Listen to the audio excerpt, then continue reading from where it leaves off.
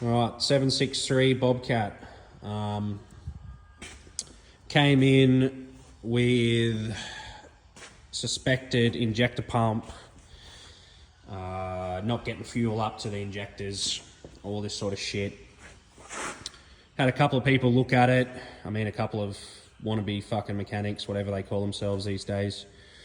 Anyway, quoted a new injector pump because it wasn't getting any fuel, $4,500. So anyway, it's made its way out to us. Had a bit of a look at it. Now between these apparent three mechanics or whoever the fuck looked at it, all these hoses were all fucked.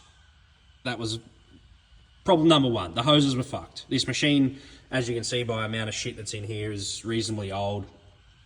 Doesn't get looked after. But anyway, so we initially thought that maybe the lift pump, this is a primer, runs off a little cam lobe in there, might have been fucked. Went through, troubleshot it like a good mechanic, plant mechanic, people that actually know what they're doing should do. Anyway, so long story short, motor is fine. Flat battery, you know, the usual deal, but we weren't getting any fuel up into here or coming out of the bottom of the tank hose. So that's the tank hose. So simple things to check, but you know, if it's not getting fuel out of the bottom of the tank when you remove this, it should gravity feed. Anyway, we thought maybe it was blocked. So what we did, we pumped a bit of air through here. And then what we noticed is when we did that, the motor lifted. And we were like, that's a bit strange. Anyway, then some fuel come back out because obviously the tank was pressurized and it pushed it through. We pushed back through the injector return, back all the way through the tank, and fuel come out. So we're like, okay, and then it stopped again. Anyway, what we worked out was in between the years of built up shit, two busted engine mounts. Basically, they were so old and crud, they'd shrunk about 10 mil down. And then underneath, it's a bit hard to see, but I think you can sort of see that bash plate is jammed up. So sort of all those three things were pushing up and the motor was down and it was literally just squashing that fuel hose. So now we put two new mounts in, fixed up the bolts. We've just preloaded them with another 3mm washer to allow for that bash plate down there. So these are a one-piece drive plate, bash plate sort of thing. So we're not pulling all that apart. The owner wants to sort of, you know, it was a cheap machine, does a little bit of work with it, so he didn't want to spend a huge amount of money stripping the cab off, straighten that, whatever. We've done it this way. And so, yeah, now it starts and runs fine.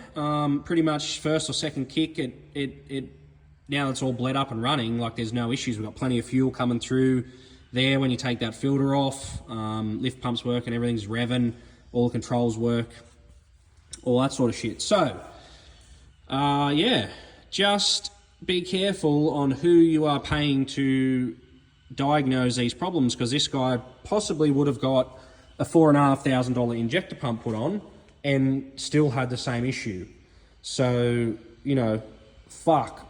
Always check your fuel feed or flow first before you go in and touch anything else, you know. Apart from a couple other hoses and hose clamps that were fucked, probably leaking a bit of air which wasn't helping, or long startup and stuff like that.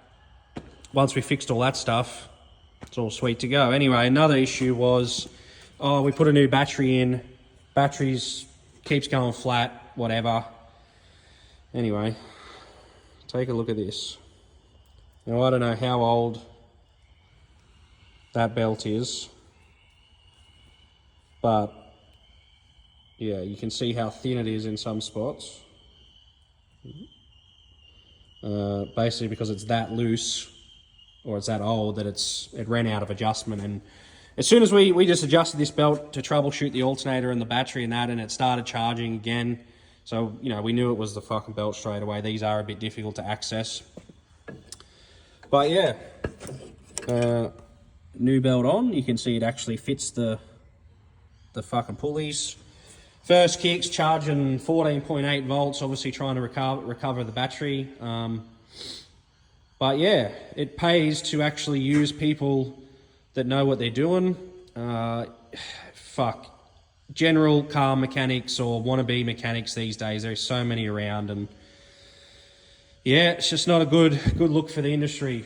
Yeah, this is what we do. We fix just about anything that's diesel related, and this, you know, I think we're probably going to end up at roughly around $2,000 give or take, with the new engine mounts, the belt, troubleshooting, you know, going over a few other things, checking it. We're going to wash this machine out, get it all clean. Yeah, about $2,000. So we've saved the customer a fuckload of money, and he should be pretty happy.